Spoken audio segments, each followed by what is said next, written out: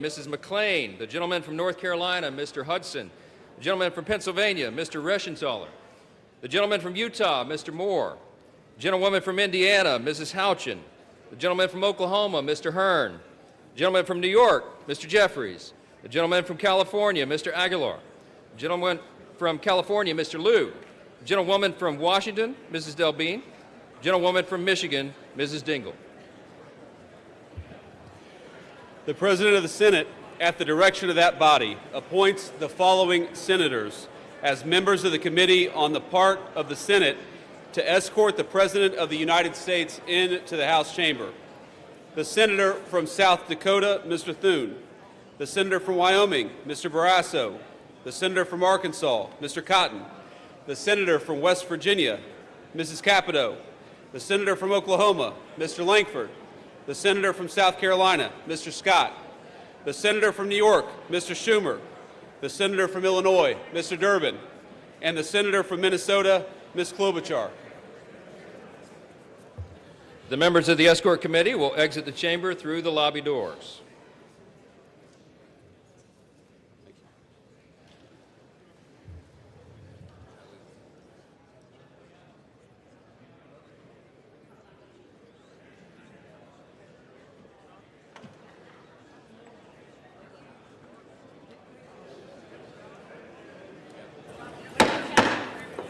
Mr. Speaker, the Acting Dean of the Diplomatic Corps.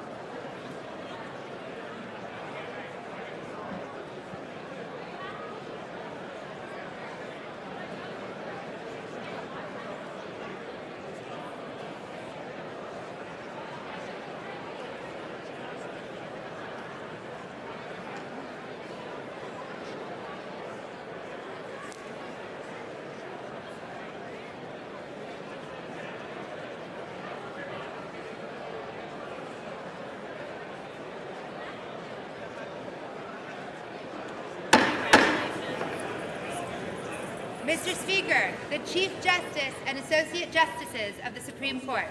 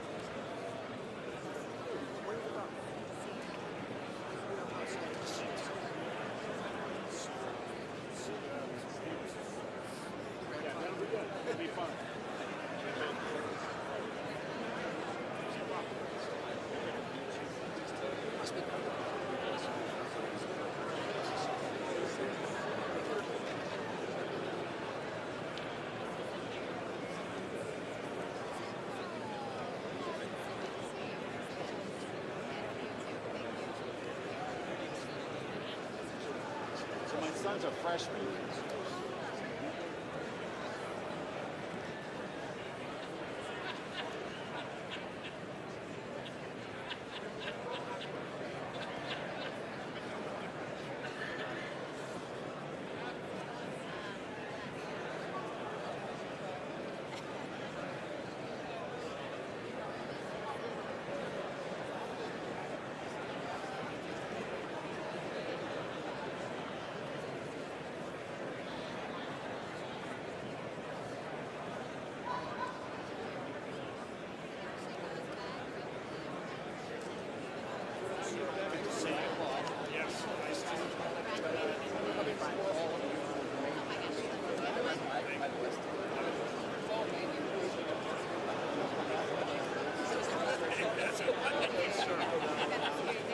How are you? Good to see you again.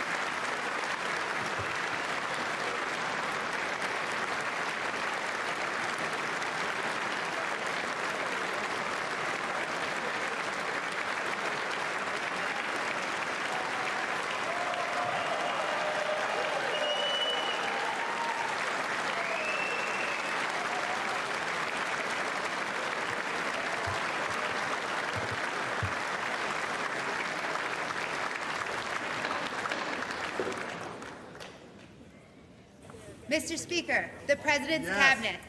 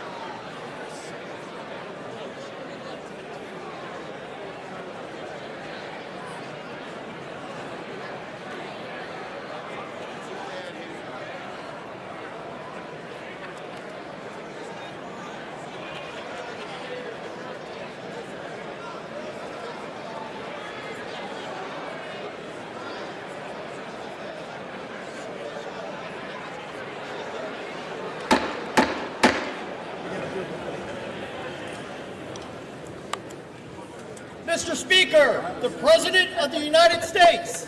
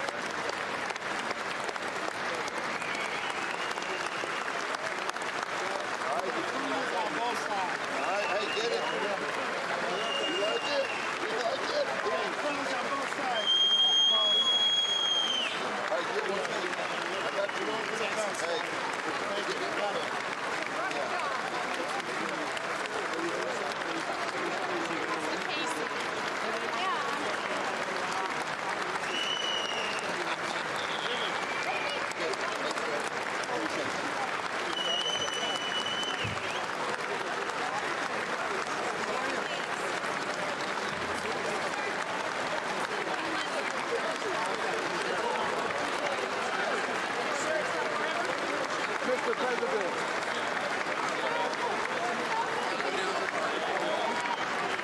Keep them moving, Mr. Green. I'm sorry. I'm trying to keep them on time.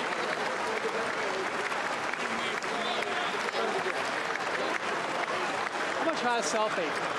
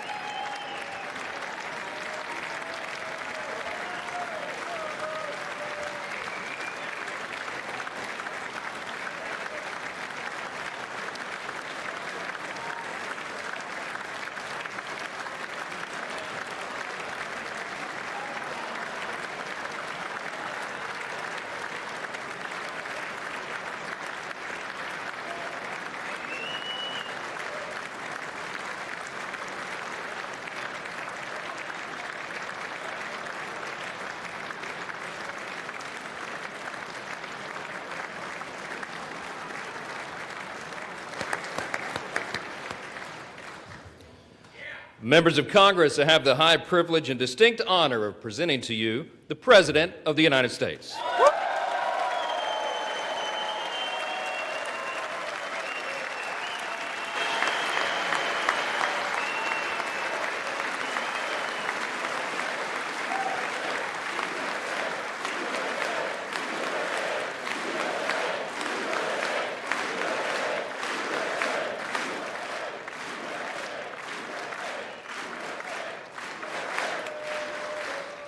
Well, thank you very much, everybody. It's really an honor. Speaker Johnson, Vice President Vance, First Lady of the United States,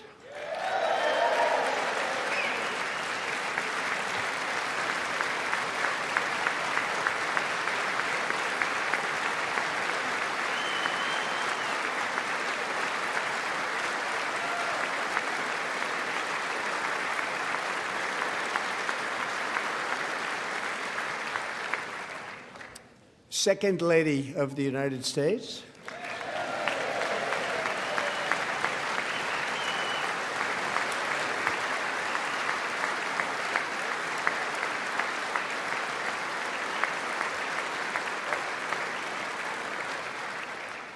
members of Congress, and my fellow Americans.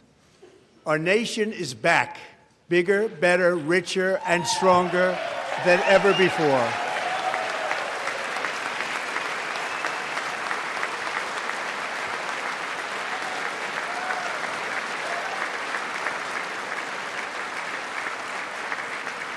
Less than 5 months from now, our country will celebrate an epic milestone in American history, the 250th anniversary of our glorious American independence.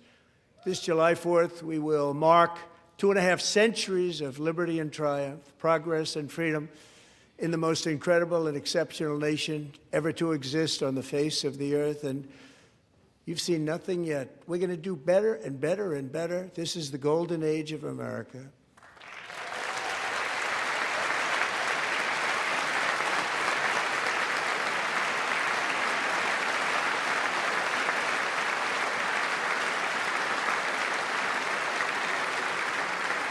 When I last spoke in this chamber 12 months ago, I had just inherited a nation in crisis with a stagnant economy, inflation at record levels, a wide-open border, horrendous recruitment for military and police, rampant crime at home, and wars and chaos all over the world. But tonight, after just 1 year, I can say with dignity and pride that we have achieved a transformation like no one has ever seen before, and a turnaround for the ages. It is indeed a turnaround for the ages.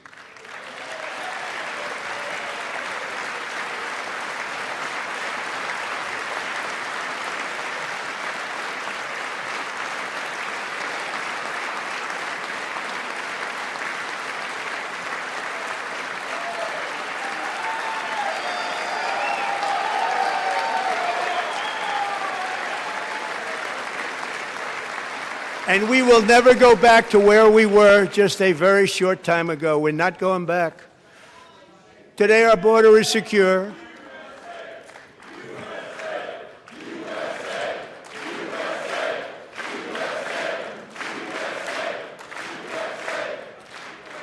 Thank you. Today, our border is secure. Our spirit is restored. Inflation is plummeting. Incomes are rising fast.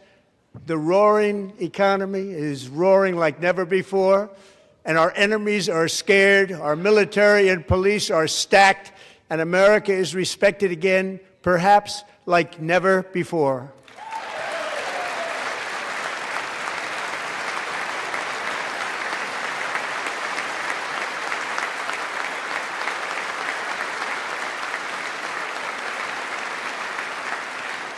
After 4 years in which millions and millions of illegal aliens poured across our borders, totally unvetted and unchecked, we now have the strongest and most secure border in American history by far.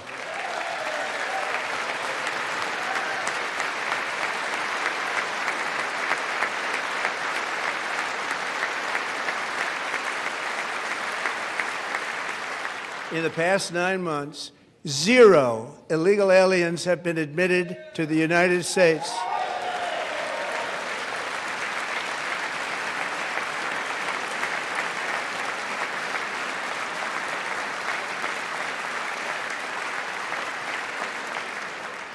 But we will always allow people to come in legally, people that will love our country and will work hard to maintain our country.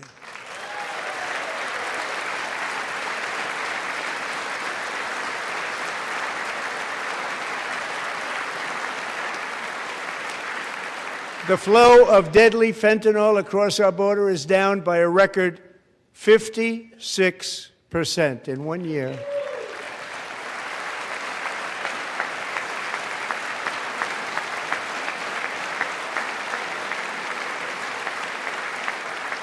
And last year, the murder rate saw its single largest decline in recorded history. This is the biggest decline, think of it, in recorded history, the lowest number in over 125 years, year 1900. In fact, substantially before my wonderful father, I had a wonderful father, Fred, before he was born, substantially before he was born.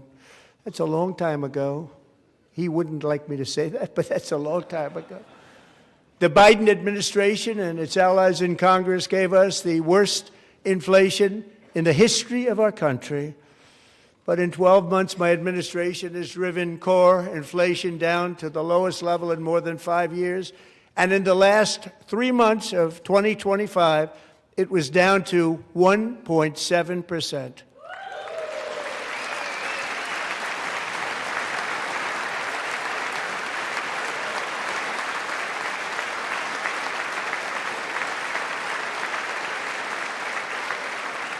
Gasoline, which reached a peak of over $6 a gallon in some states under my predecessor, it was quite honestly a disaster, is now below $2.30 a gallon in most states, and in some places, $1.99 a gallon. And when I visited the great state of Iowa just a few weeks ago, I even saw $1.85 a gallon for gasoline.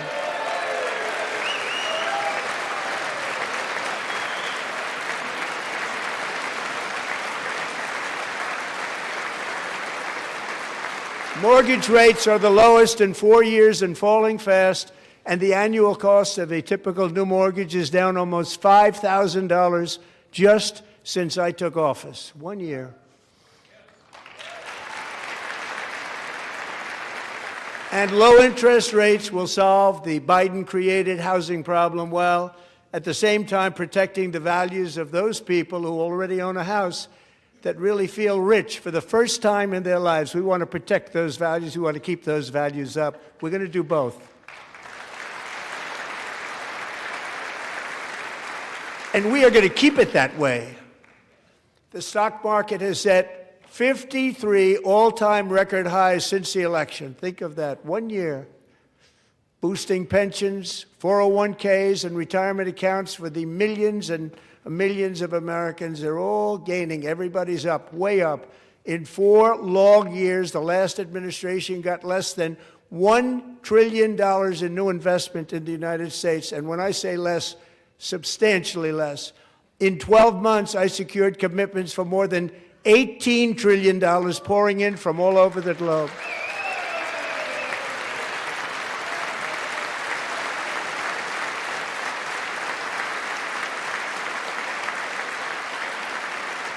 Think of it, much less than $1 trillion for 4 years versus much more than $18 trillion for 1 year. What a difference a president makes. A short time ago, we were a dead country. Now we are the hottest country anywhere in the world, the hottest.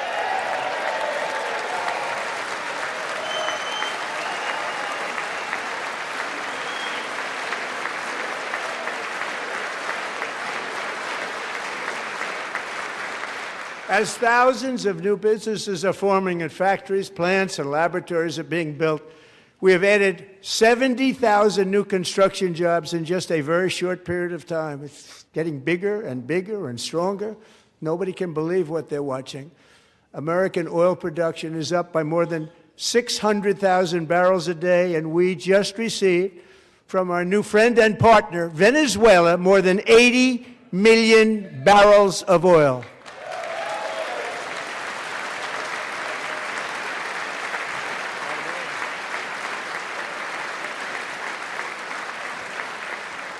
American natural gas production is at an all-time high because I kept my promise to drill, baby, drill.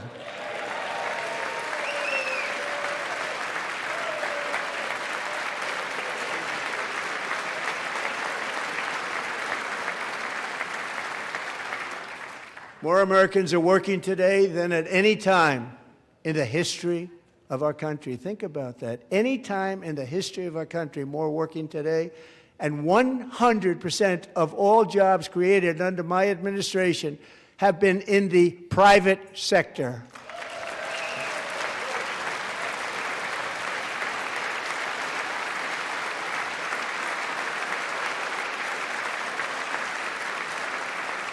We ended DEI in America.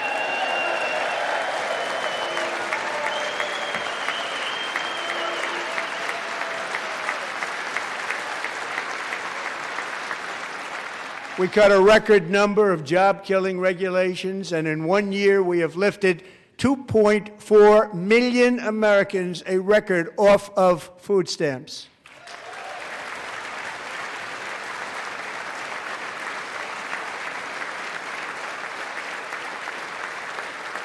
And for all of these reasons, I say tonight, members of Congress, the state of our union is strong.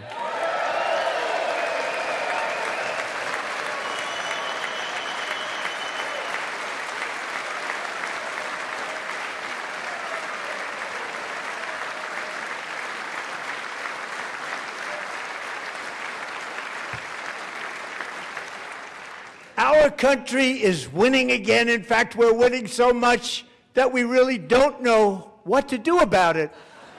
People are asking me, please, please, please, Mr. President, we're winning too much. We can't take it anymore. We're not used to winning in our country.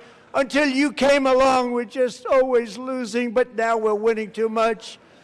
And I say, no, no, no, you're going to win again. You're going to win big. You're going to win bigger than ever. And to prove that point, here with us tonight is a group of winners who just made the entire nation proud. The men's gold medal Olympic hockey team. Come on in.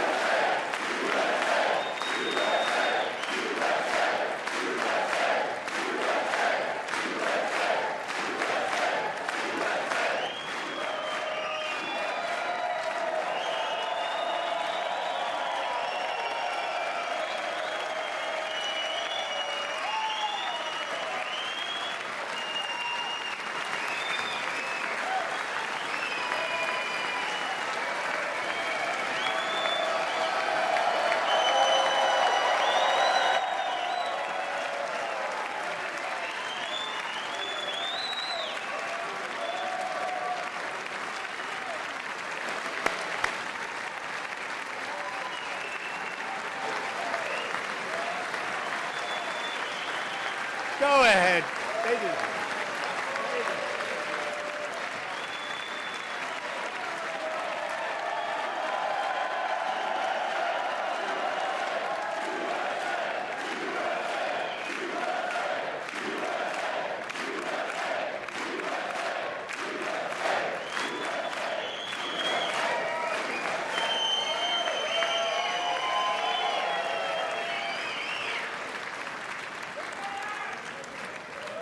That's the first time I've ever seen them get up. And actually, not all of them did get up. But they beat a fantastic Canadian team in overtime, as everybody saw, as did the American women who will soon be coming to the White House.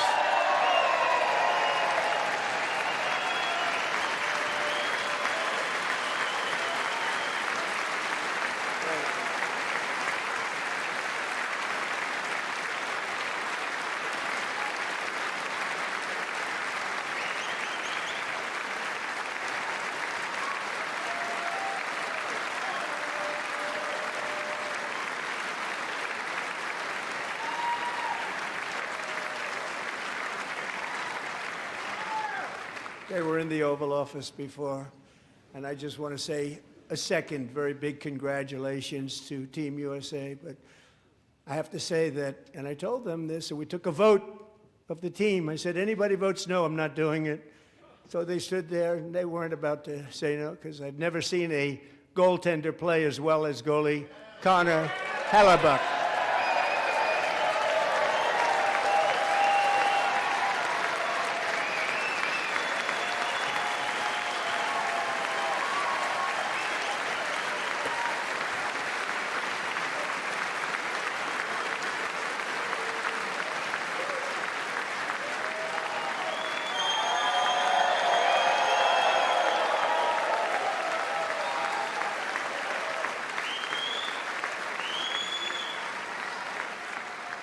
Think of it, 46 shots on goal, and I asked him, the one shot, the one where you put your stick in the back and it hit the neck of your stick and bounced off, do you practice that, or was that a little lucky? He refused to answer that question.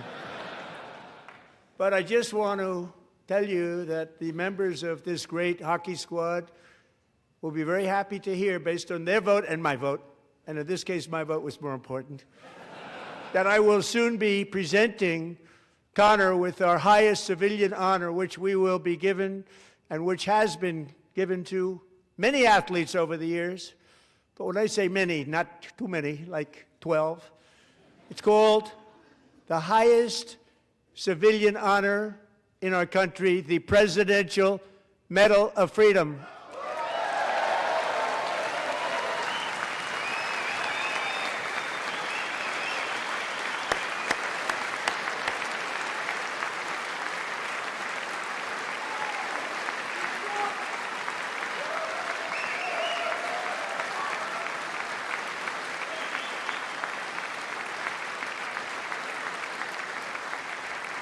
Great athletes have gotten that, very great, the best, and I thought he deserved it. And I did take a vote, every single one of them. I said, I'm not giving it if anybody goes no, and every single one of them rapidly put up their hand.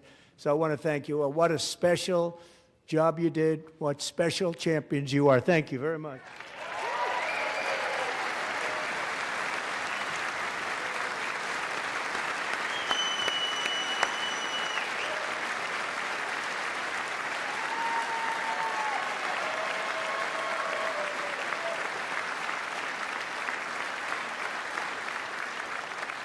I'm also pleased to say that the next time the Olympic torch is lit, it will be here in America for the 2028 Olympics, and it's the summer version right in Los Angeles. We're going to do a good job in Los Angeles.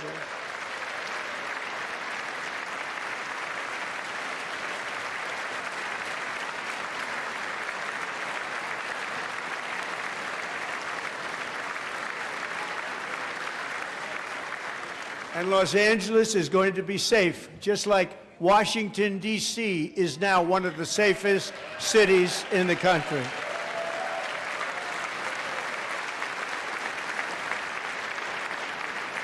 And this year, and I must say I got them both. I got them in my first term, and I was disappointed because I didn't think I'd be the president when this happened. But strange things took place. And now I've got them because I got the Olympics, I got the 2026 FIFA World Cup, and I wanted to claim the 250th, but I didn't get away with that one. I couldn't claim that one for myself. But we're getting the World Cup, so we have the World Cup and the Olympics coming, and that is exciting news.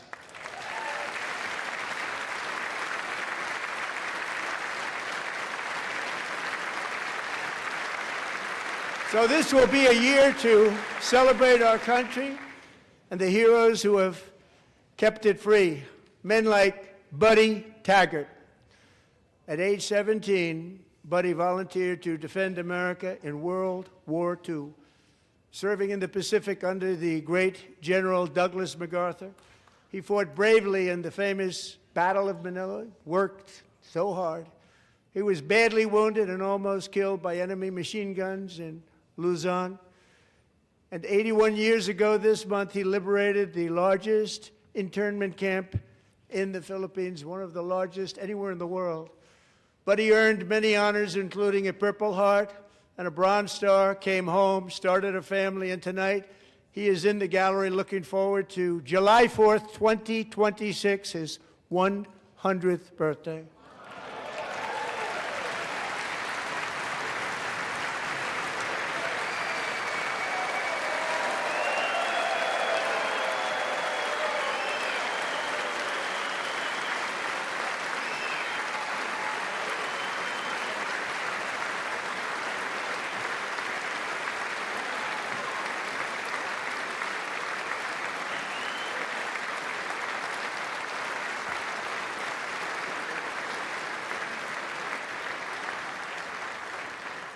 So, buddy, you're a brave man, and we salute you. Even in times of challenge, setback, and immense heartache, the spirit of 1776 has always shone through very brightly. It was July 4th of last year when floodwaters tore through a girls' summer camp in Central Texas, one of the worst things I've ever seen. I was there, rising 26 feet in the matter of minutes, tragically claiming many, many lives. You all remember that one. As the waters threatened to sweep her away, 11-year-old Millie Kate McClelland closed her eyes and prayed to God. She thought she was going to die. Those prayers were answered when Coast Guard rescue swimmer Scott Ruskin descended from a helicopter above. Nobody knew where he came from. It was Scott's first ever rescue mission, a young guy, but very brave, very, very top, always top in his class, and he lifted not just Millie Kate, but 164 others to safety.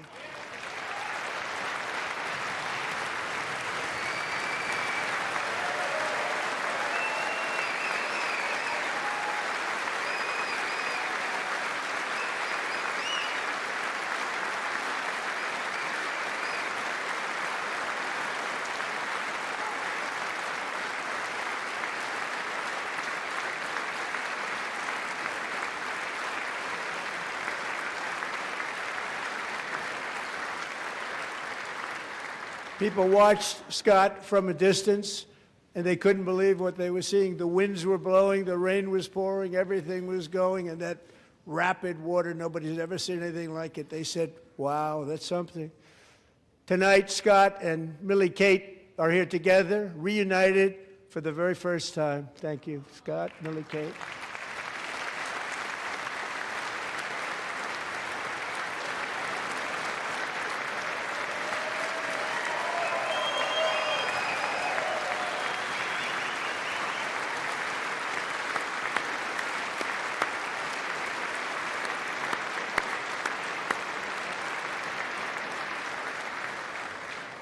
And Petty Officer Ruskin, I'm pleased to inform you that I am now awarding you the Legion of Merit for extraordinary heroism, which is what it was, extraordinary heroism. Thank you.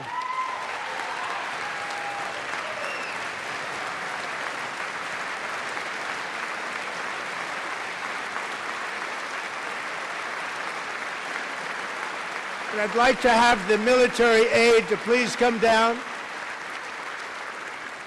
and take care of the service. Military aide, thank you very much. Take care of that very important service. Thank you very much. From 1776 to today, every generation of Americans has stepped forward to defend life, liberty, and the pursuit of happiness. And they're really doing it for the next generation. But now it's our turn. Together we're building a nation where every child has the chance to reach higher and go further, where government answers to the people, not the powerful, and where the interests of hardworking American citizens are always our first and ultimate concern. That is the debt we owe to the heroes who came before us, and that is the promise we must keep to America for our 250th year. Last year, I urged this Congress to begin the mission by passing the largest tax cuts in American history, and our Republican majorities delivered so beautifully. Thank you, Republicans.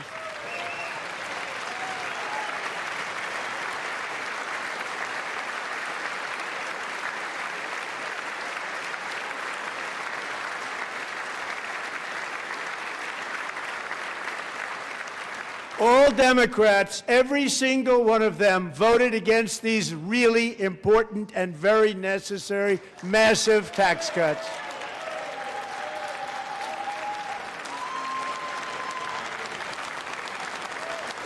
They wanted large-scale tax increases to hurt the people instead.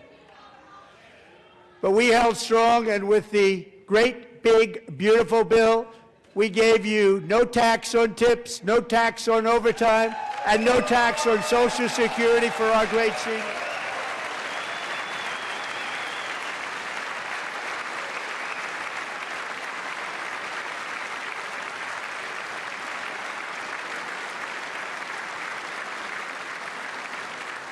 And we also made interest on auto loans tax deductible the first time, but only if the car is made in America.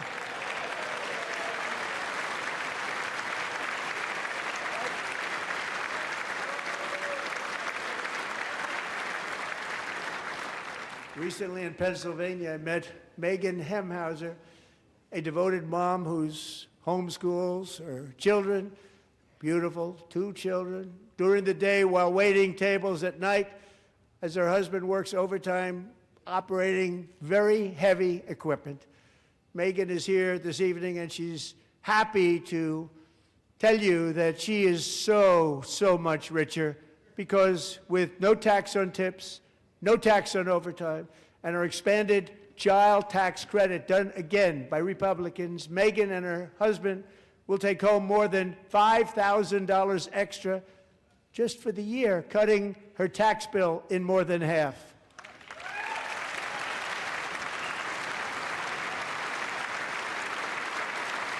Megan, please stand up. We're fighting for you, Megan.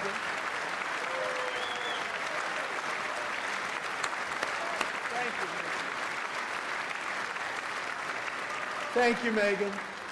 We're fighting for you, Megan. Under our bill, parents like Megan can also activate their children's brand new Trump accounts. And I didn't name it. I did not name that.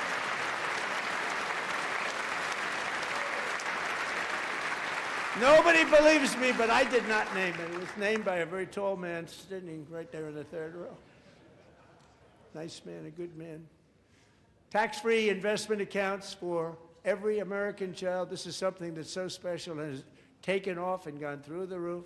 Millions will be pre-funded courtesy of the U.S. Treasury and private individuals like Michael and Susan Dell, who have donated $6.25 billion to fund the Trump accounts for 25 million American children.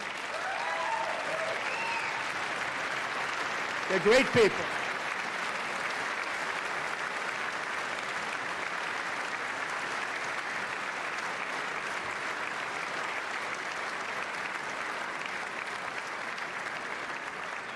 When I asked Michael Dell, how do you make all that money? He said, well, I just sat on my dorm in school, and I made computers, and I'd sell them to people, and I just kept selling and selling and selling, and pretty amazing story. That's called the American dream. He sold a lot of computers, a lot of those laptops, so I congratulate him on that, but I really thank him and Susan, as well as others like Brad Gerstner, a very tremendous guy. He was behind it right from the beginning. Brad Gerstner. Thank you, Brad.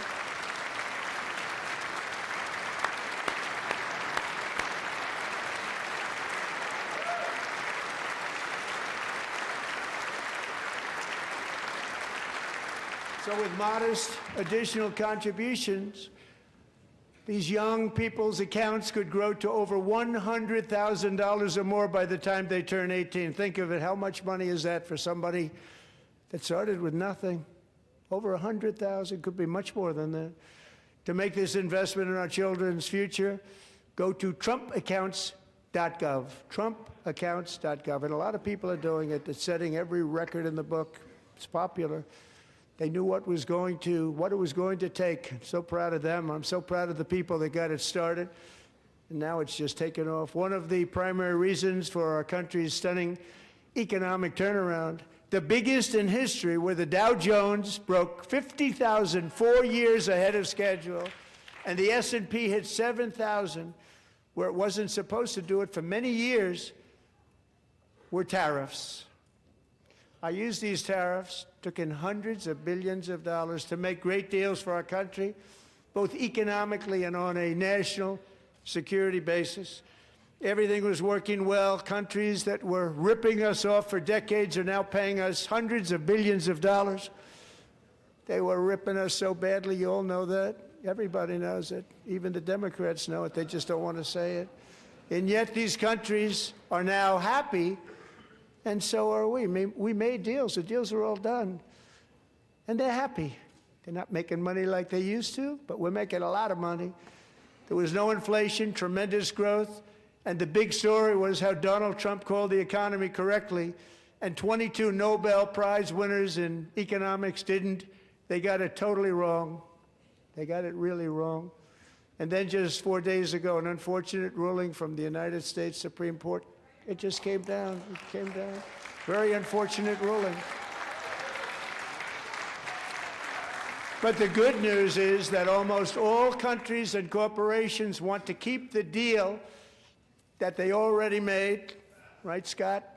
Knowing that the legal power that I, as president, have to make a new deal could be far worse for them, and therefore they will continue to work along the same successful path that we had negotiated before the Supreme Court's unfortunate involvement. So despite the disappointing ruling, these powerful country-saving, it's saving our country, the kind of money we're taking in, peace-protecting. Many of the wars I settled was because of the threat of tariffs. I wouldn't have been able to settle them without. Will remain in place under fully approved and tested alternative legal statutes. And they have been tested for a long time. They're a little more complex, but they're actually probably better, leading to a solution that will be even stronger than before. Congressional action will not be necessary. It's already time-tested and approved.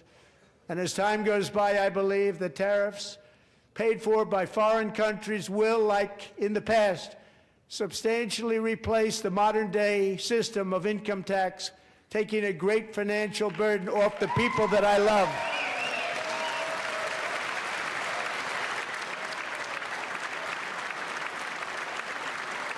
Right?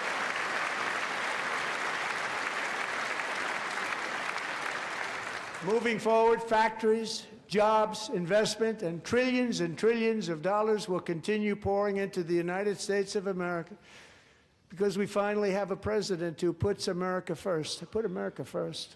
I love America.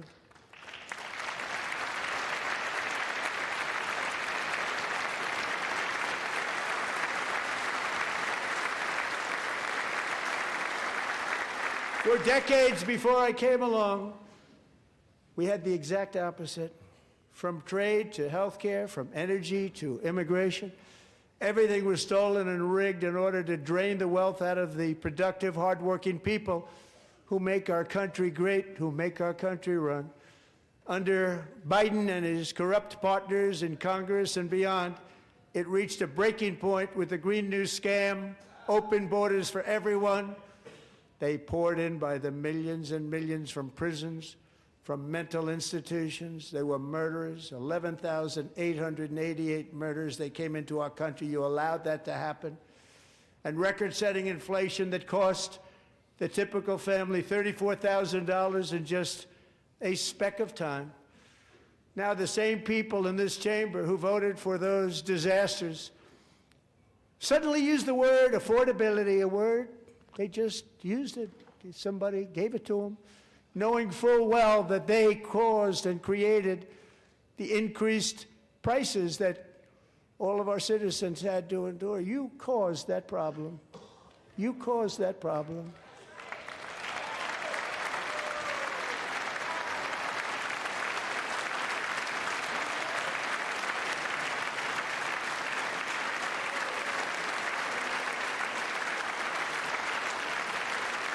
They knew their statements were a lie. They knew it.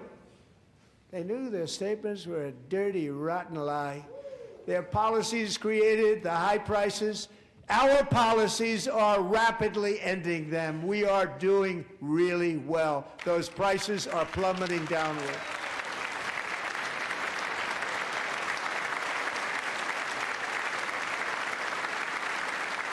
The price of eggs is down 60%. Madam Secretary, thank you. The cost of chicken, butter, fruit, hotels, automobiles, rent is lower today than when I took office by a lot. And even beef, which was very high, is starting to come down significantly. Just hold on a little while. We're getting it down. And soon you will see numbers that few people would think were possible to achieve just a short time ago. Nobody can believe when they see the kind of numbers, and especially energy, when they see energy going down to numbers like that, they cannot believe it.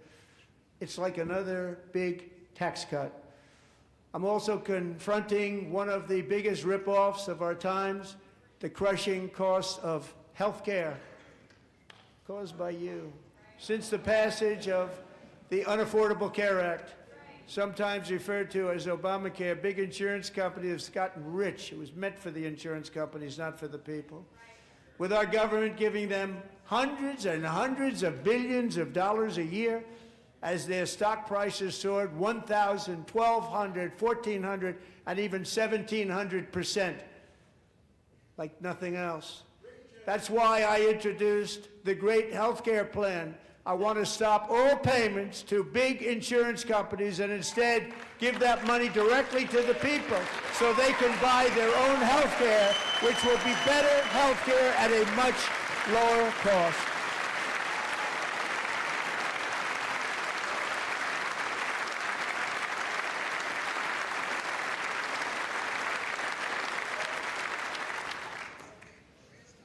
In addition, my plan requires maximum price transparency. That's a big deal.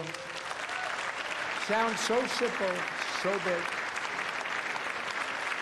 And I did that in my first term, and the Democrats immediately terminated it with full knowledge that they were doing a very bad thing for the people. Costs were going to go way up, and that's what happened, and now I'm bringing them way down on health care and everything else. I'm also ending the wildly inflated cost of prescription drugs like has never happened before.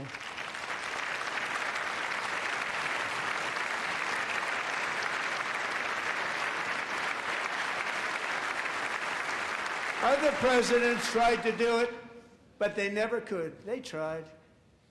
Most didn't try, actually. But they tried. They said they tried. They couldn't do it. They didn't even come close. They were all talk and no action, but I got it done. Under my just enacted most favored nation agreements, Americans who have for decades paid by far the highest prices of any nation anywhere in the world for prescription drugs will now pay the lowest price anywhere in the world for drugs. Anywhere, the lowest price.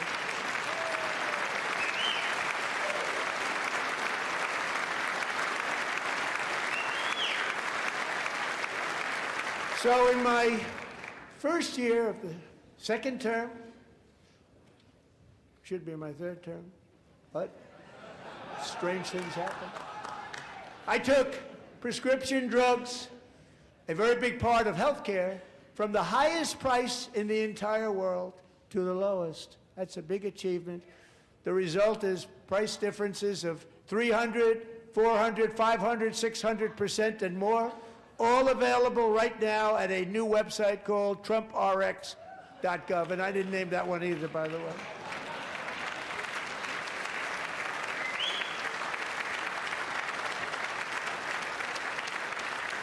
And here tonight is the very first customer ever to get that big discount, and it is big, Catherine Rayner. For 5 years, she and her husband have struggled with infertility, and they turned to IVF.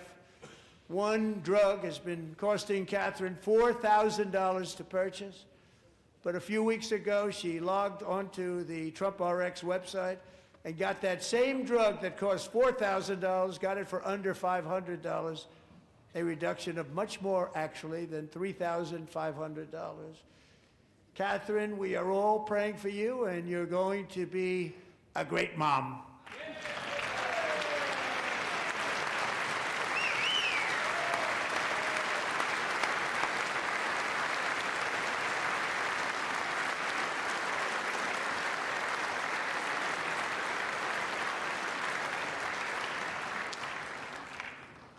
So now I'm calling on Congress to codify my most favored nation program into law. Now, the one thing, I'm not sure it matters because it's going to be very hard for somebody that comes along after me to say, let's raise drug prices by 700 or 800%. But John and Mike, if you don't mind, codify it anyway. They may do it. Codify it anyway. Thank you. Many Americans are also concerned that energy demand from AI data centers could unfairly drive up their electric utility bills. Tonight, I'm pleased to announce that I have negotiated the new Ratepayer Protection Pledge. You know what that is? We're telling the major tech companies that they have the obligation to provide for their own power needs. They can build their own power plants as part of their factory so that no one's prices will go up. And in many cases, prices of electricity will go down for the community and very substantially down. This is a unique strategy never used in this country before. We have an old grid. It could never handle the kind of numbers, the amount of electricity that's needed. So I'm telling them they can build their own plant. They're going to produce their own electricity. It will ensure the company's ability to get electricity while at the same time lowering prices of electricity for you, and could be very substantial for all of you cities and towns. You're going to see some good things happen over the next number of years. Another pillar of the American dream that has been under attack is home ownership. With us tonight is Rachel Wiggins, a mom of two from Houston. She placed bids on 20 homes and lost all of those bids to gigantic investment firms that bypassed inspection, paid all cash, and turned those houses into rentals, stealing away her American dream. She was devastated. Stories like this are why last month I signed executive order to ban large Wall Street investment firms from buying up in the thousands single-family homes.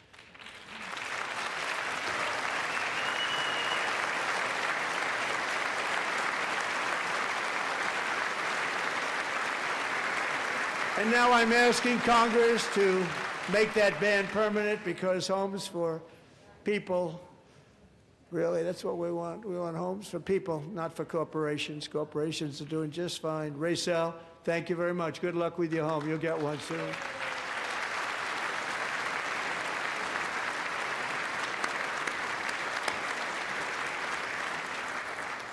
We're also working to make it easier for Americans to save for retirement. And under this administration, we will always protect Social Security and Medicare. They are not protecting it for our seniors. We will always protect Social Security, Medicare, Medicaid.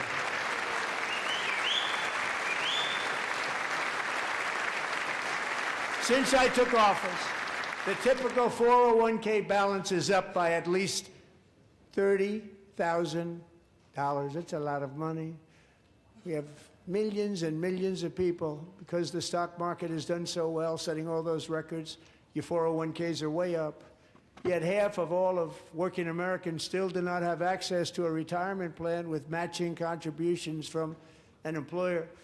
To remedy this gross disparity, I'm announcing that next year my administration will give these often forgotten American workers, great people, the people that built our country, access to the same type of retirement plan offered to every federal worker.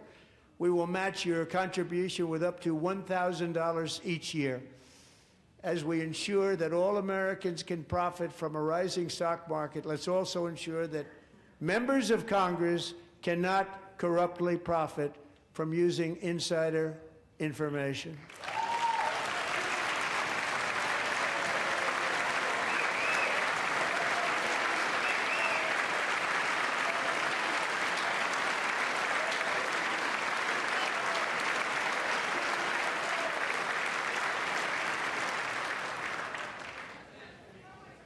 They stood up for that. I can't believe it.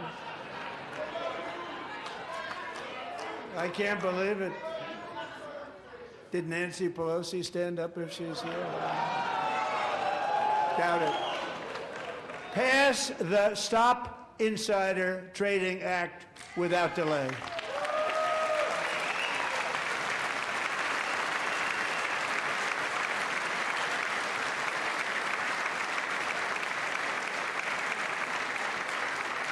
I wasn't sure if anybody even on this side was going to applaud for that. I'm very impressed. Thank you. I'm very impressed. But when it comes to the corruption that is plundering, it's plundering America. There's been no more stunning example than Minnesota, where members of the Somali community have pillaged an estimated $19 billion from the American taxpayer. Oh, we have all the information. And in actuality, the number is much higher than that. And California, Massachusetts, Maine, and many other states are even worse. This is the kind of corruption that shreds the fabric of a nation, and we are working on it like you wouldn't believe. So tonight, although started 4 months ago, I am officially announcing the war on fraud to be led by our great Vice President, J.D. Vance.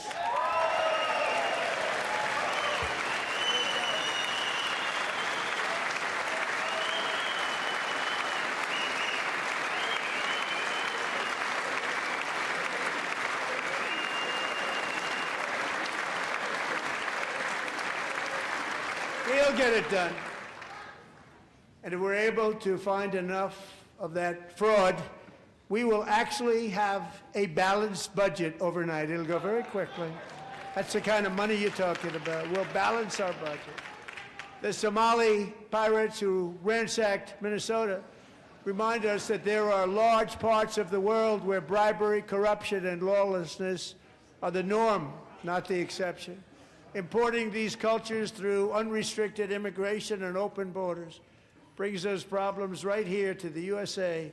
And it is the American people who pay the price in higher medical bills, car insurance rates, rent, taxes, and perhaps most importantly, crime. We will take care of this problem. We're going to take care of this problem. We are not playing games. Delilah.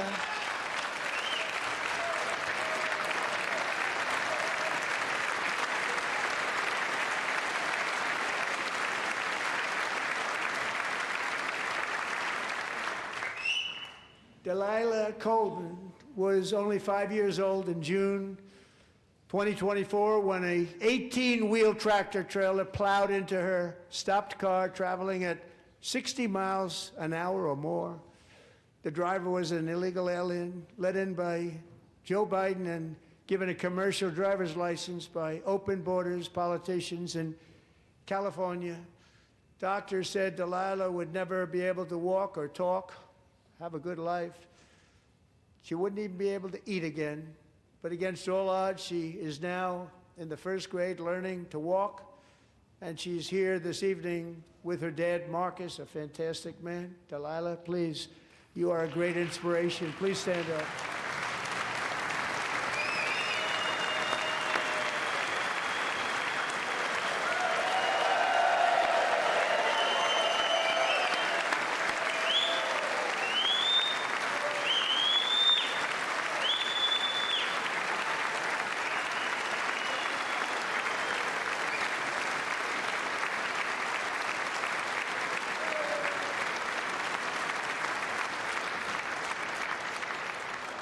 Thank you, Delilah.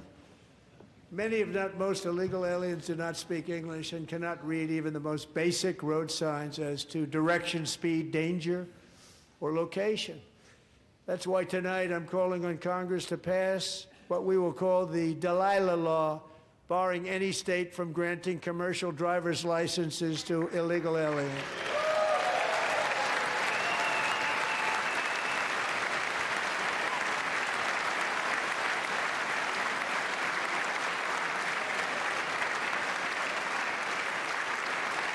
And yesterday, as you probably saw at the White House, I hosted a ceremony with Americans who lost their treasured loved ones to the scourge of illegal immigration. People came into our country, how we allowed this to happen with our open borders.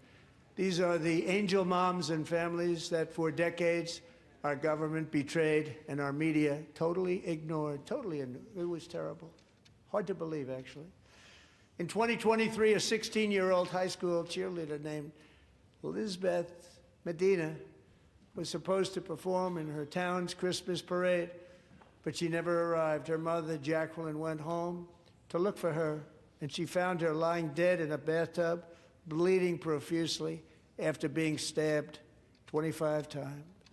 Lizbeth's killer was a previously arrested illegal alien who had broken in and brutally extinguished the brightest light in her family's life, violently and viciously. Her heartbroken mother is in the gallery to remind everyone in this chamber exactly why we are deporting illegal alien criminals to our country at record numbers, and we're getting them the hell out of here fast. We don't want them.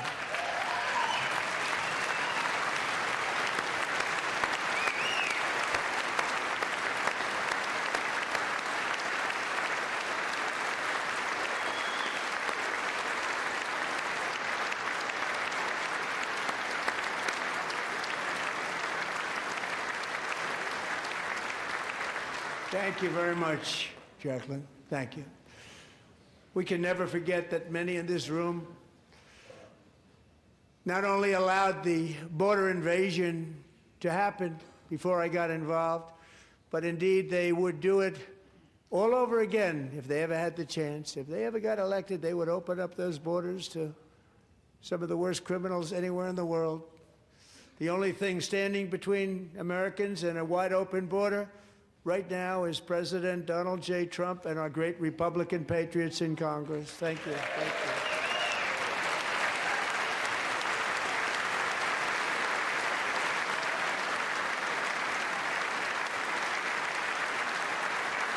As we speak, Democrats in this chamber have cut off all funding for the Department of Homeland Security. It's all cut off.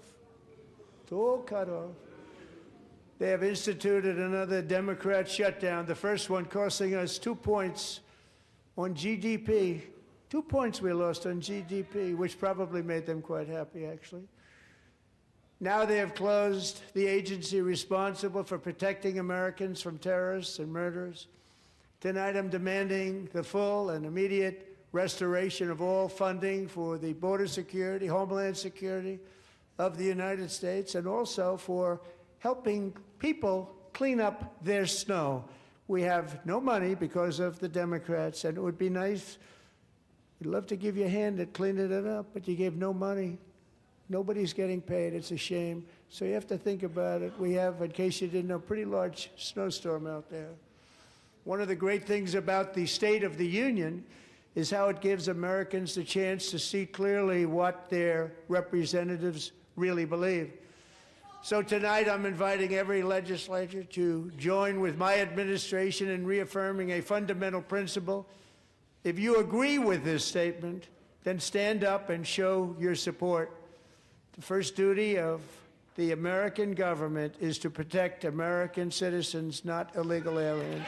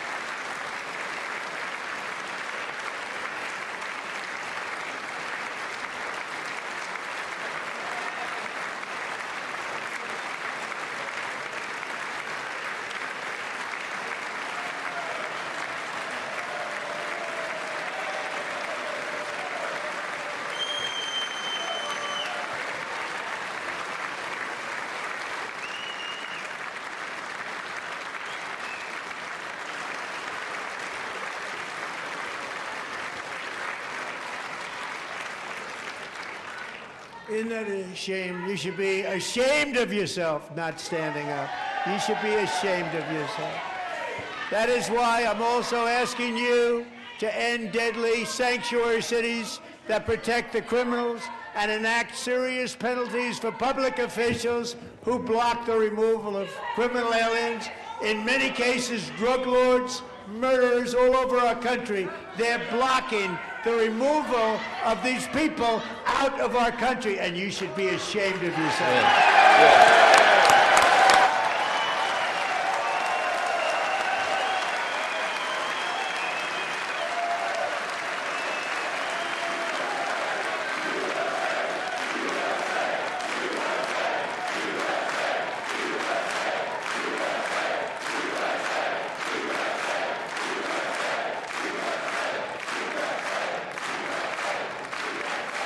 And perhaps most importantly, I'm asking you to approve the Save America Act.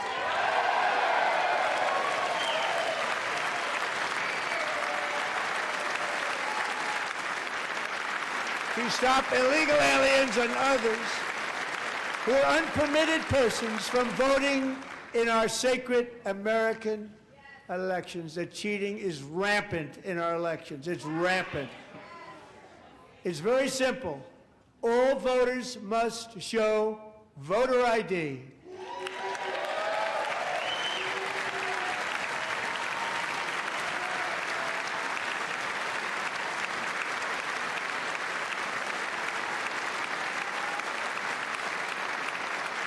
All voters must show proof of citizenship in order to vote.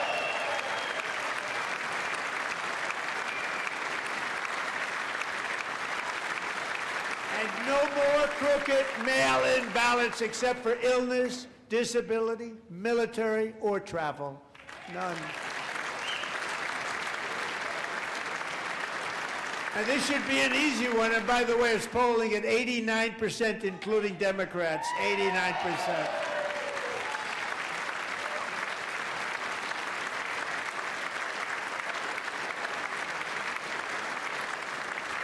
And even the new communist mayor of New York City, I think he's a nice guy, actually. Speak to him a lot. Bad policy, but nice guy. Just said they want people to shovel snow. They got hit hard. Wants them to shovel snow, but if you apply for that job, you need to show 2 original forms of ID and a Social Security card. Yet they don't want identification for the greatest privilege of them all, voting in America. No, it's no good. No good. Both Republicans and Democrats overwhelmingly agree on the policy that we just enunciated. And Congress should unite and enact this common sense, country-saving legislation right now, and it should be before anything else happens.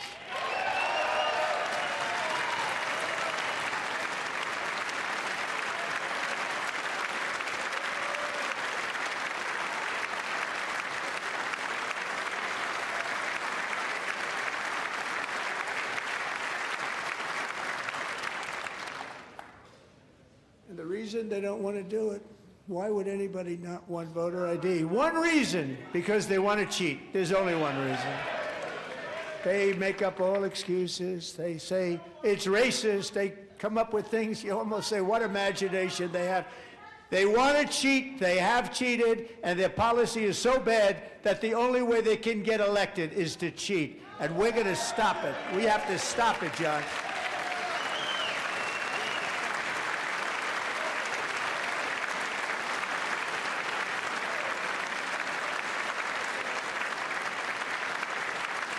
And here is one more opportunity to show common sense in government. In the gallery tonight are Sage Blair and her mother, Michelle. In 2021, Sage was 14 when school officials in Virginia sought to socially transition her to a new gender, treating her as a boy and hiding it from her parents. Hard to believe, isn't it? Before long, a confused Sage ran away from home after she was found in a horrific situation in Maryland A left-wing judge refused to return Sage to her parents because they did not immediately state that their daughter was their son. Sage was thrown into an all-boys state home and suffered terribly for a long time. But today, all of that is behind them because Sage is a proud and wonderful young woman with a full-ride scholarship to Liberty University. Sage and Michelle, please stand up.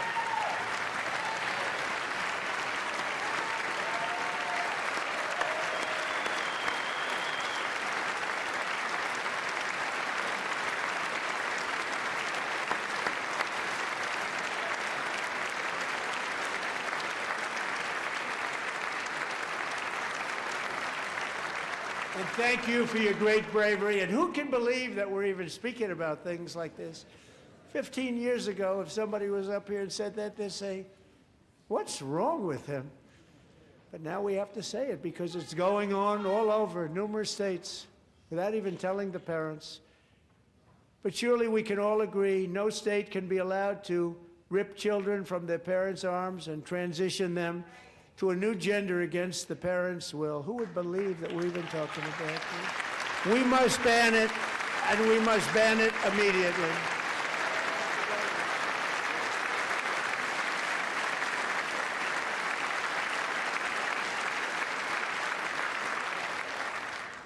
Look, nobody stands up.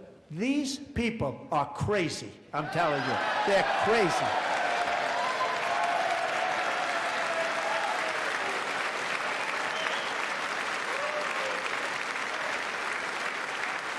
Amazing. Incredible. Boy, oh boy. We're lucky we have a country. With people like this, Democrats are destroying our country, but we've stopped it just in the nick of time, didn't we? Huh?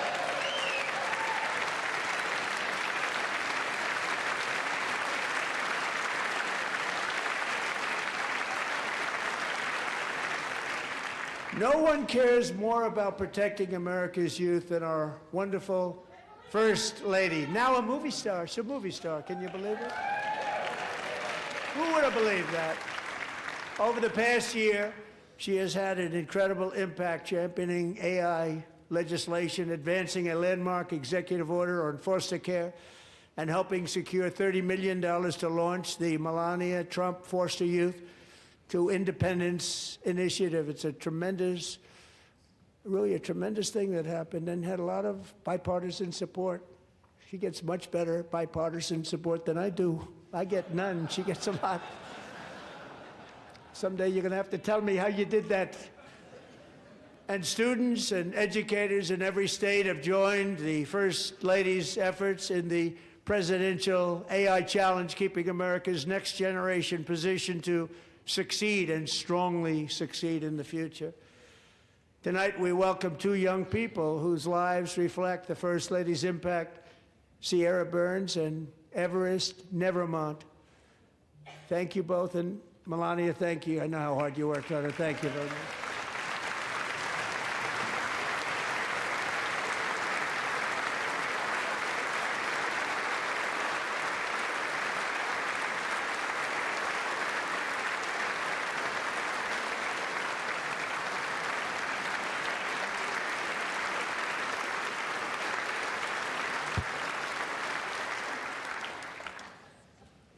I'm very proud to say that during my time in office, both the first 4 years and in particular this last year, there has been a tremendous renewal in religion, faith, Christianity, and belief in God. Tremendous renewal.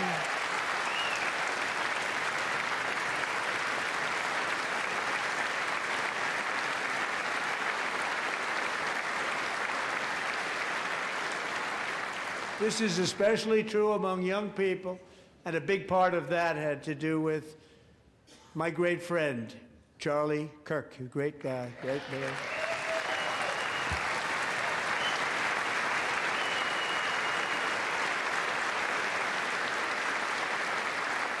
So last year, Charlie was violently murdered by an assassin and martyred, really martyred for his beliefs.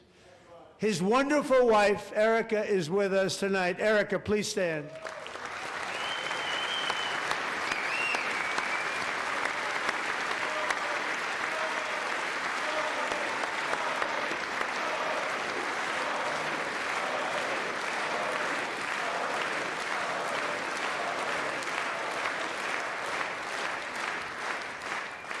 Thank you, Erica. Been through a lot.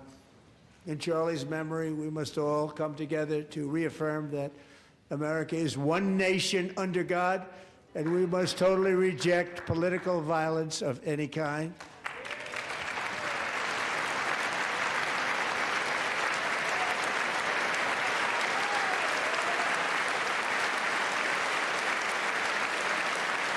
We love religion, and we love bringing it back, and it's coming back at levels that nobody actually thought possible. It's really a beautiful thing to see.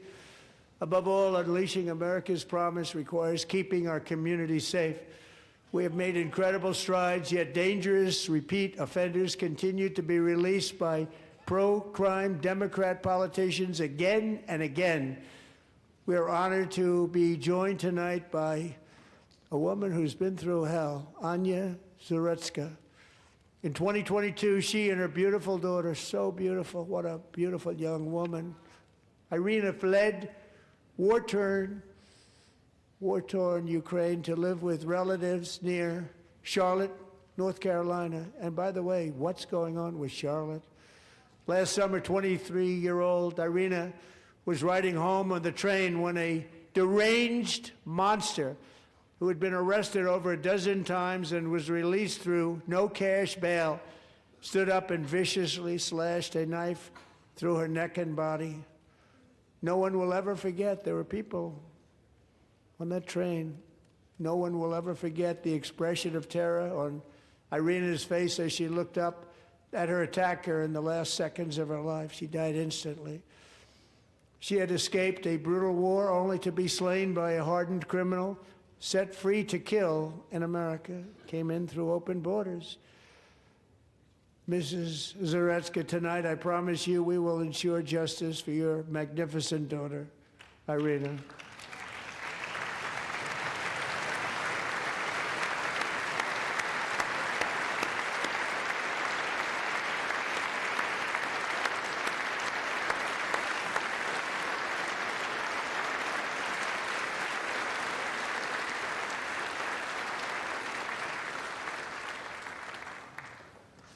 How do you not stand? How do you not stand? I'm asking this Congress to pass tough legislation to ensure that violent and dangerous repeat offenders are put behind bars, and importantly, that they stay there.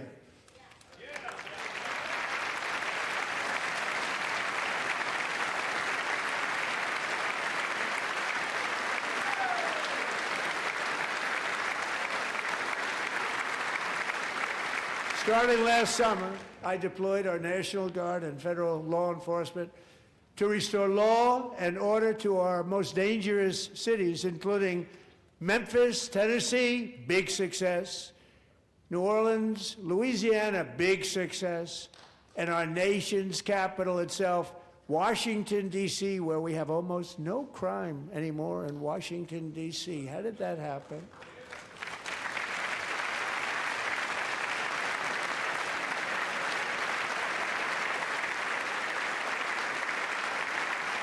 In fact, crime in Washington is now at the lowest level ever recorded, and murders in D.C. this January were down close to 100% from a year ago.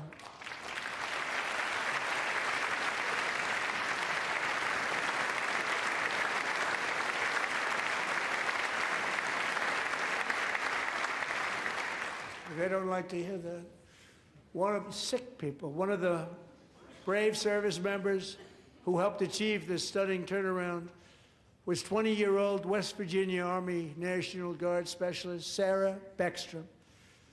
After a 4-month deployment, she voluntarily extended her service, and her rank was going to be lifted.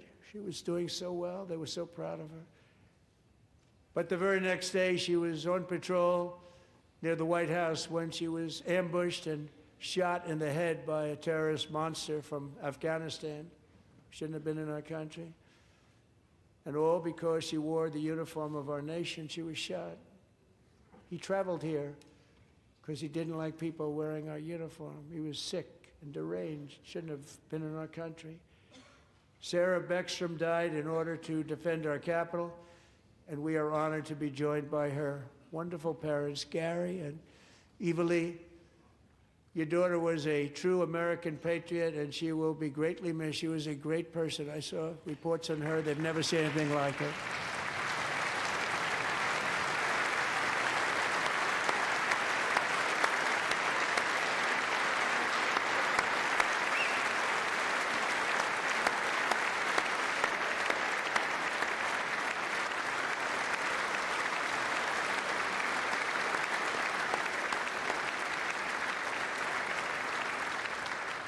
So sorry. Thank you very much. A great young lady. I saw reports that were like, perfect. She was perfect. Serving alongside Sarah that day was Staff Sergeant Andrew Wolf. The terrorist shot Andrew in the head, and no one thought he could possibly make it. The two of them, Sarah and Andrew, both shot violently in the head. Neither was expected to make it. They weren't even given a chance, except his wonderful mother, named Melody, who I spoke to the same night, and she was so positive. The doctors thought that Andrew was gone, but his mother said, no, no, Mr. President, Andrew will be fine. He's going to make it. I've never seen anything like it. I mean, he was given almost no chance.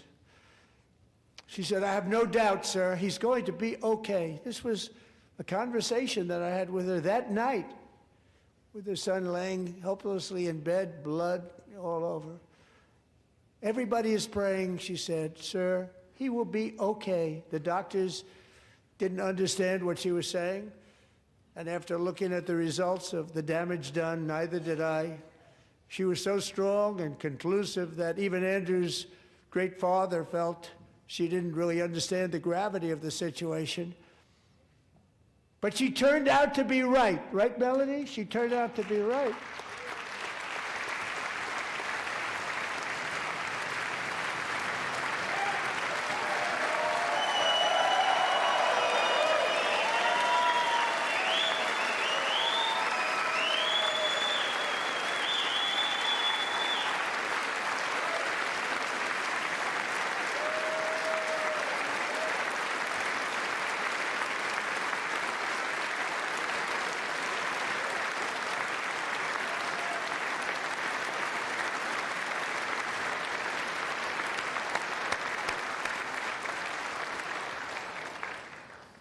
Amazing, actually. I said, where does this woman come from? She's the most positive person I've ever met. With God's help, Andrew has battled back from the edge of death, and we're talking about the edge of death, on his way to a miraculous recovery. He's got a little work to do, but he's doing great. Nice to see you. He's a good-looking guy. Nice to see you. Thanks, Andrew. Thank you very much.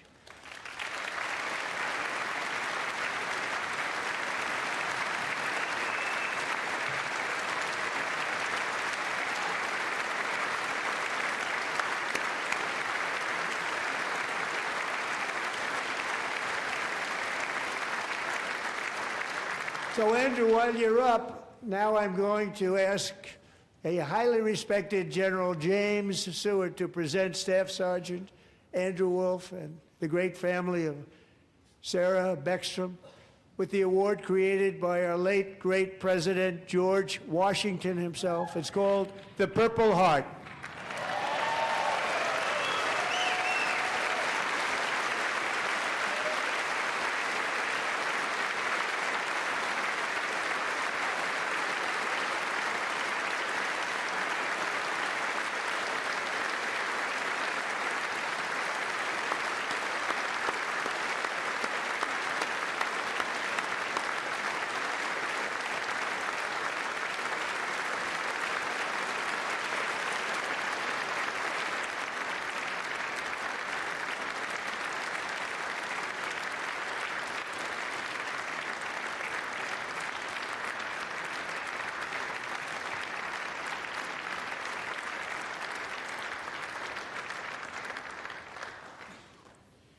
We love you all. Love you. We're proudly restoring safety for Americans at home, and we are also restoring security for Americans abroad. Our country has never been stronger. My first 10 months, I ended 8 wars, including Cambodia. Isn't it funny? Sick people. Cambodia and Thailand, Pakistan and India. Would have been a nuclear war. 35 million people said the Prime Minister of Pakistan would have died if it were not for my involvement. Kosovo and Serbia, Israel and Iran, Egypt and Ethiopia, Armenia and Azerbaijan, the Congo and Rwanda, and of course the war in Gaza, which proceeds at a very low level. It's just about there. And I want to thank Steve Witkoff and Jared Kushner for your help. Thank you, Steve. Thank you, Jared.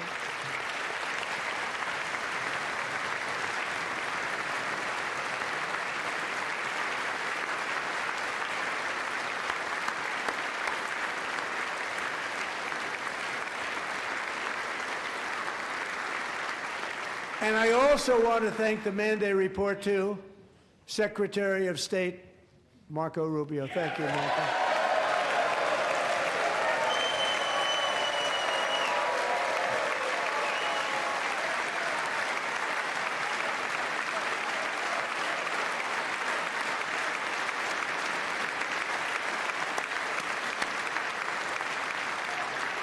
People don't like you.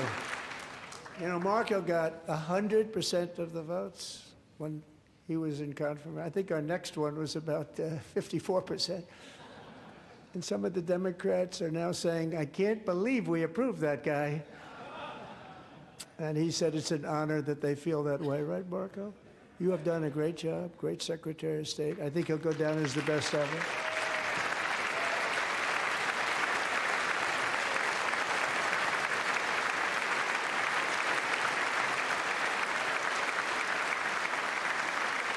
Under the ceasefire I negotiated, every single hostage, both living and dead, has been returned home. Can you believe that?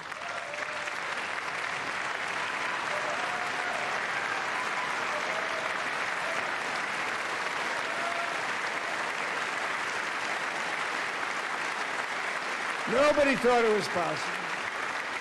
Nobody thought that was possible.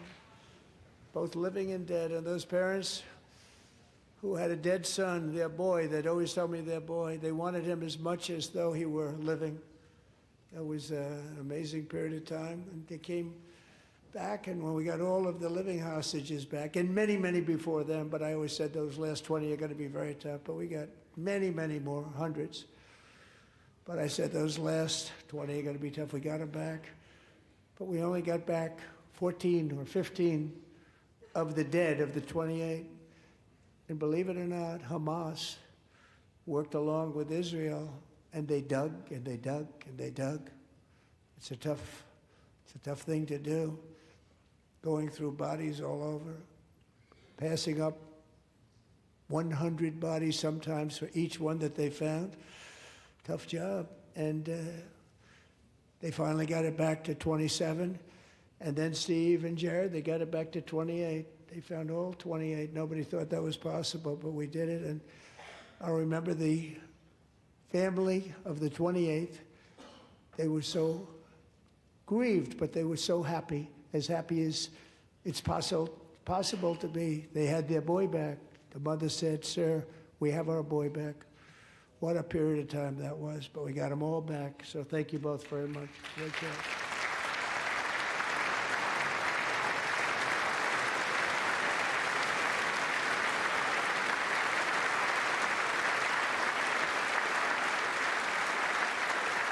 And we're working very hard to end the 9th war, the killing and slaughter between Russia and Ukraine, where 25,000 soldiers are dying each and every month. Think of that, 25,000 soldiers are dying a month. A war which would have never happened if I were president, would have never happened. As president, I will make peace wherever I can, but I will never hesitate to confront threats to America wherever we must.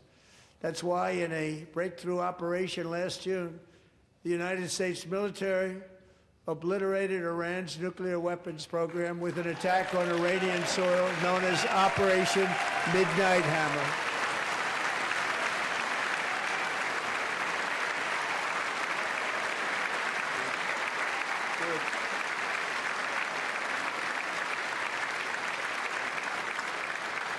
For decades, it had been the policy of the United States never to allow Iran to obtain a nuclear weapon.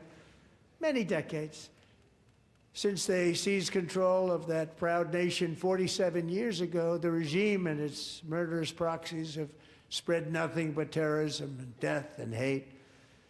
They've killed and maimed thousands of American service members and hundreds of thousands and even millions of people with what's called roadside bombs. They were the kings of the roadside bomb.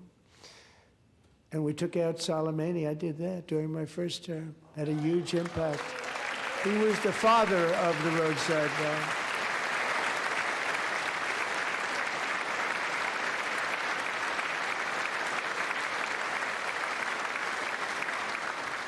And just over the last couple of months with the protests, they've killed at least, it looks like, 32,000 protests. 32,000 protesters in their own country. They shot them and hung them.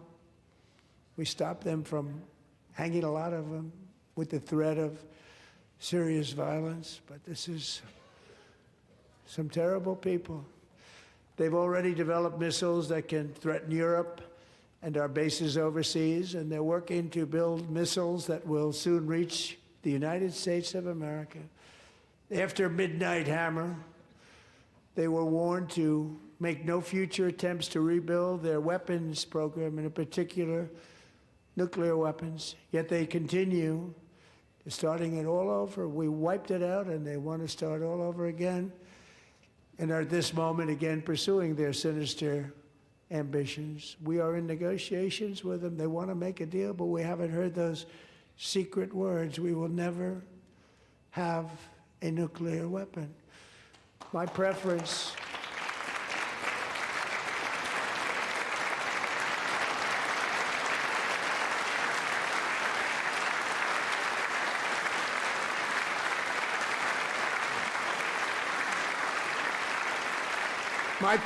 is to solve this problem through diplomacy.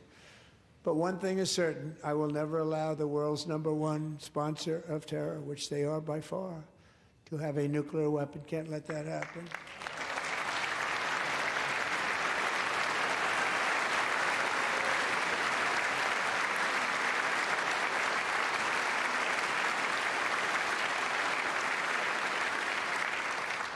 And no nation should ever doubt America's resolve. We have the most powerful military on earth. I rebuilt the military in my first term. We're going to continue to do so.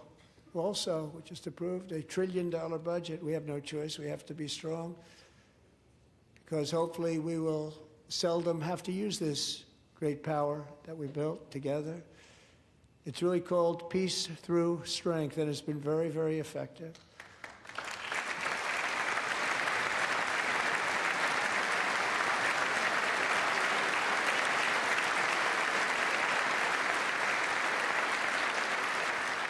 So thanks to Republicans in Congress, we're investing that record number of dollars, have no choice, in the United States Armed Forces. Also creating a lot of jobs, but we're not even doing it for that reason. Because as I said, we have more jobs, more people working today than ever before in the history of our country. And NATO countries are friends and allies. They are. They're our friends and they're our allies. Have just agreed, at my very strong request, to pay 5% of GDP for military defense rather than the 2%, which they weren't paying. We were paying for almost all of NATO. Now they're paying 5 as opposed to not paying 4.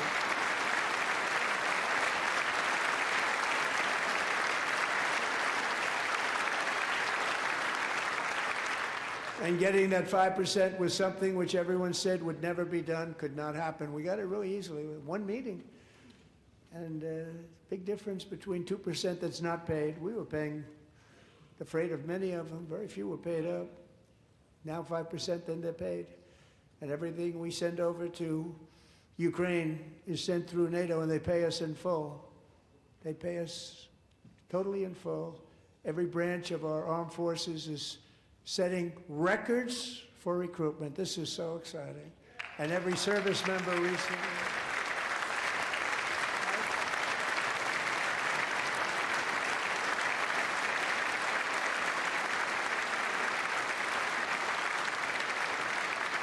And every service member recently received a warrior dividend of $1,776.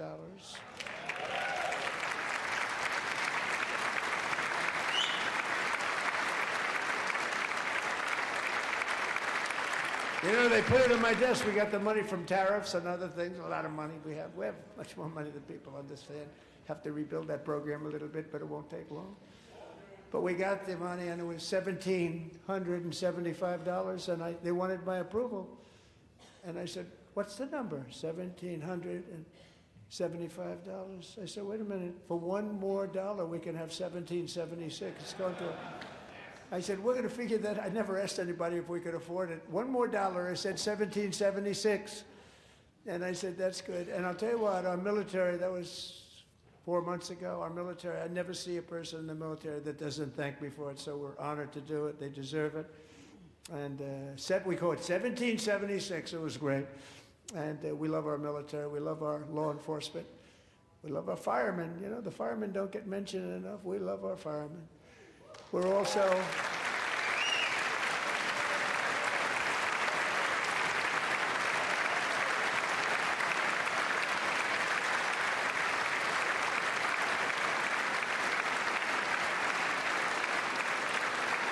restoring American security and dominance in the Western Hemisphere, acting to secure our national interests and defend our country from violence, drugs, terrorism, and foreign interference. For years, large swaths of territory in our region, including large parts of Mexico, really large parts of Mexico, have been controlled by murderous drug cartels.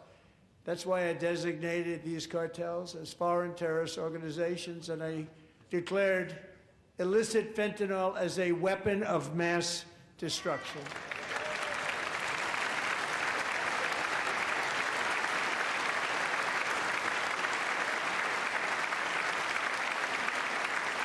And with our new military campaign, we have stopped record amounts of drugs coming into our country and virtually stopped it completely coming in by water or sea. You probably noticed that. We very seriously damaged their fishing industry also. Nobody wants to go fishing anymore. We've also taken down one of the most sinister cartel kingpins of all. You saw that yesterday. In January,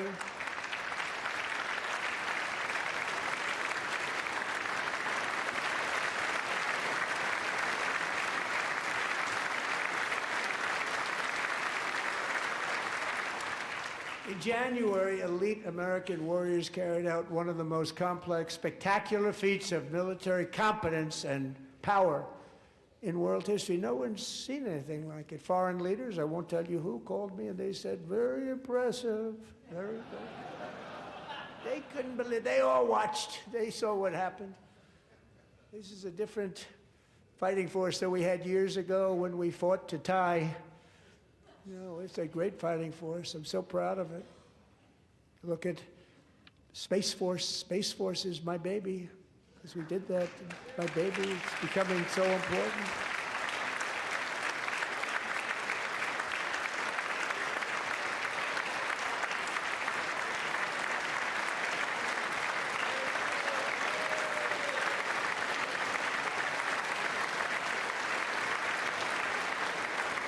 And America's armed forces overwhelmed all defenses and utterly defeated an enemy, good fighters, to end the reign of outlaw dictator Nicolas Maduro and bring him to face American justice.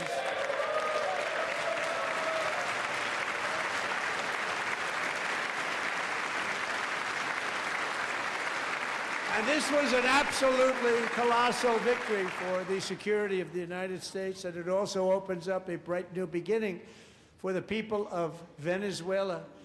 We're working closely with the new president of Venezuela, Delcy Rodriguez, to unleash extraordinary economic gains for both of our countries and to bring new hope to those who have suffered so terribly. They really did suffer. With us tonight is Alejandro Gonzalez. She grew up in a tight-knit Venezuelan family and was especially close to her beloved Uncle Enrique. But after Enrique ran for office and opposed Maduro, he was kidnapped by Maduro's security forces and thrown into the regime's really infamous prison in Caracas. Alejandro feared she would never see her uncle again. She feared for her own life also. But since the raid, we have worked with the new leadership, and they have ordered the closure of that vile prison and released hundreds of political prisoners already, with more to come. Alejandro, I'm pleased to inform you that not only has your uncle been released, but he is here tonight. We brought him over to celebrate his freedom with you in person. Enrique, please come down.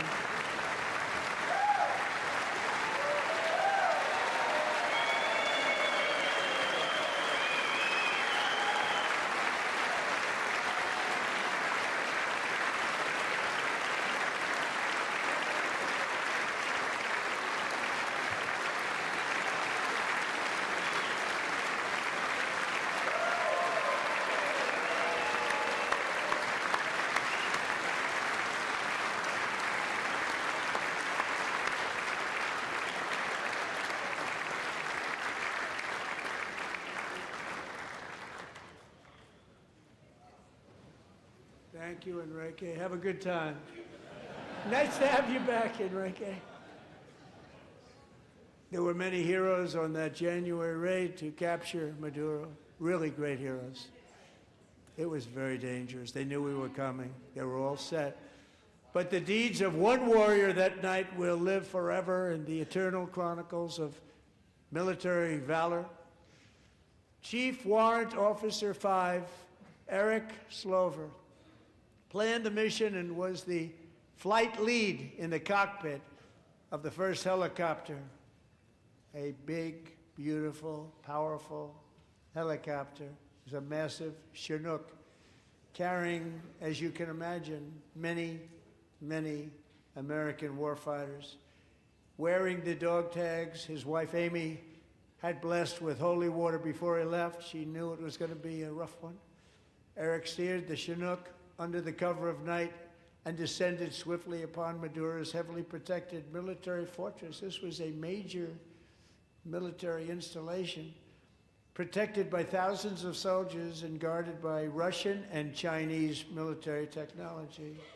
How did that work out? Not too good. While preparing to land, enemy machine guns fired from every angle, and Eric was hit very badly in the leg and hip, one bullet after another. He absorbed 4 agonizing shots, shredding his leg into numerous pieces. And yet, despite the fact that the use of his legs was vital to successful helicopter flight, legs are the most important part of flying a helicopter, to deliver the many commandos who would capture and detain Maduro was the only thing Eric was thinking about. Then, even as he was gushing blood, which was flowing back down the aisle, helicopter lands at a steep angle. The machine gun stood right in front of him. They were right in front of him, 2 machine gunners who escaped the wrath of the previous planes.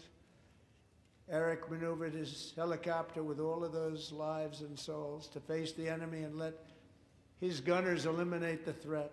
Turned the helicopter around so the gunners could take care of business, saving the lives of his fellow warriors from what could have been a catastrophic crash deep in enemy territory.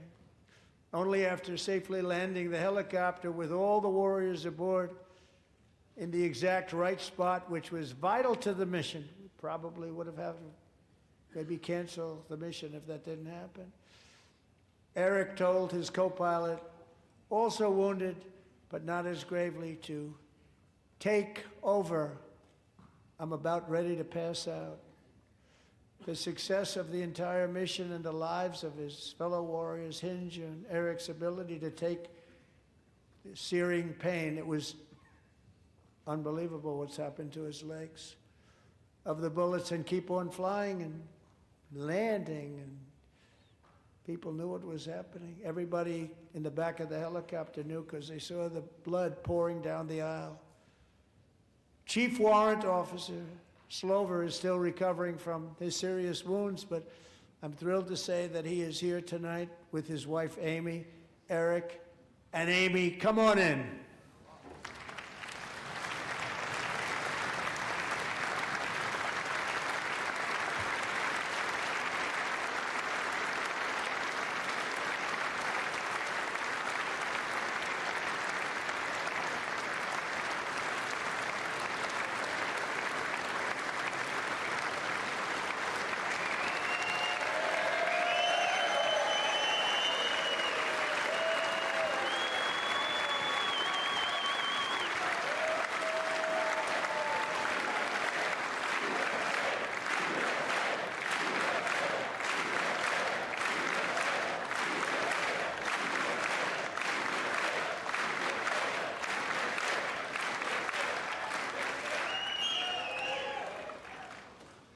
So we have a surprise for Eric and Amy.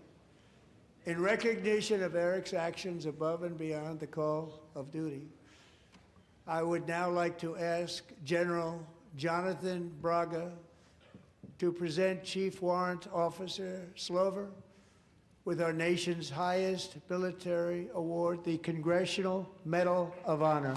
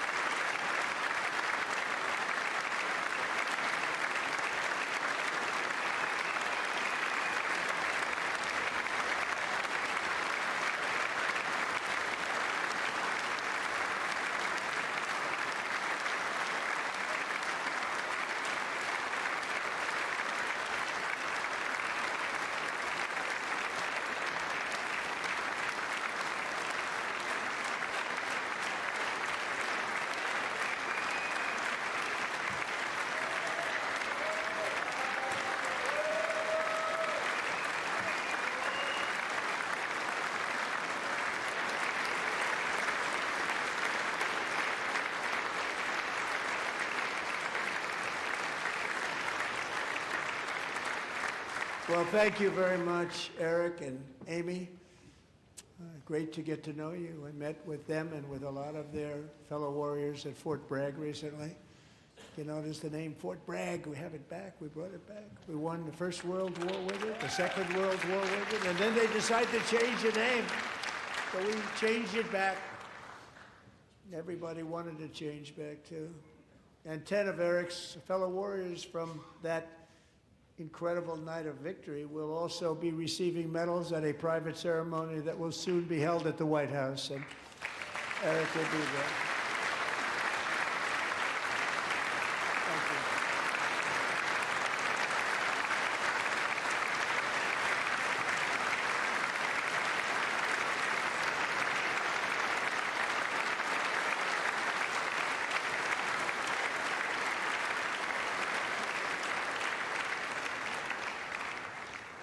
Thank you, Eric. That's a big one. Tonight we've celebrated many truly extraordinary American patriots, but there is one last living legend to honor before we go. He is one more heroic American aviator, Navy fighter pilot. Royce Williams served in World War II, Korea, Vietnam, flying more than 220 missions. In the skies over Korea in 1952, Royce was in the dogfight of a lifetime, legendary dogfight. Flying through blizzard conditions, his squadron was ambushed by 7 Soviet fighter planes. It was his first aerial combat of the war, and despite being massively outnumbered and outgunned, Royce led the takedown of 4 enemy jets and almost destroyed the others, vanquishing his adversaries while taking 263 bullets to his own plane and being seriously hurt. His story was secret for over 50 years. He didn't even want to tell his wife, but the legend grew and grew. But tonight, at 100 years old, this brave Navy captain is finally getting the recognition he deserves. He was a legend long before this evening. Royce, please stand up, and I will ask the First Lady of the United States to present Captain Royce Williams with his Congressional Medal of Honor.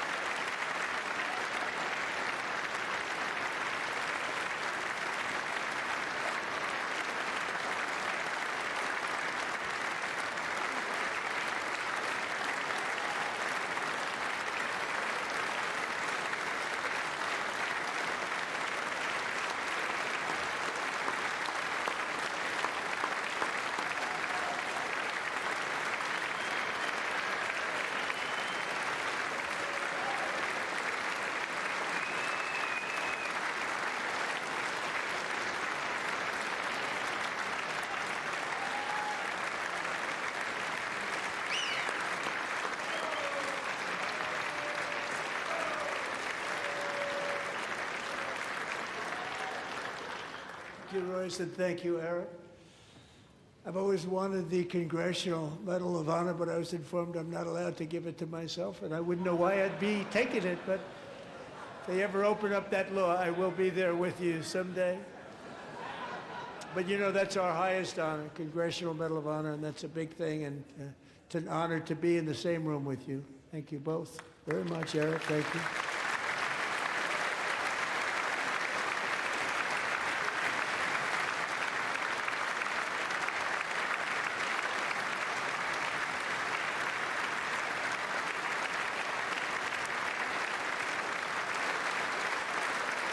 Thank you. 250 years is a long time in the life of a nation, but in another sense, it's really a mere moment in the eye of history.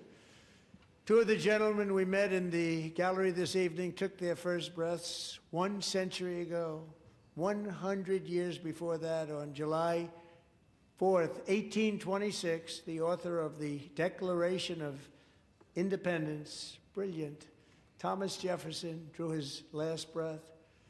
Just a single long human lifespan separates the giants who declared and won our independence from the heroes who stand among us tonight.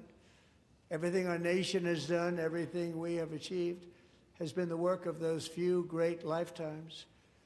In those brief chapters, Americans built this nation from 13 humble colonies into the pinnacle of human civilization and human freedom, the strongest, wealthiest, most powerful, most successful nation in all of history. Americans ventured out across the daunting and dangerous continent. We carved paths through an unforgiving wilderness, settled a boundless frontier, and tamed the beautiful but very, very dangerous Wild West. From empty marshes and wide open plains, we raised up the world's greatest cities. Together, we mastered the world's mightiest industries and shattered history's monstrous tyrannies. And we liberated millions from the chains of fascism, communism, oppression, and terror. Americans lifted humanity into the skies on the wings of aluminum and steel.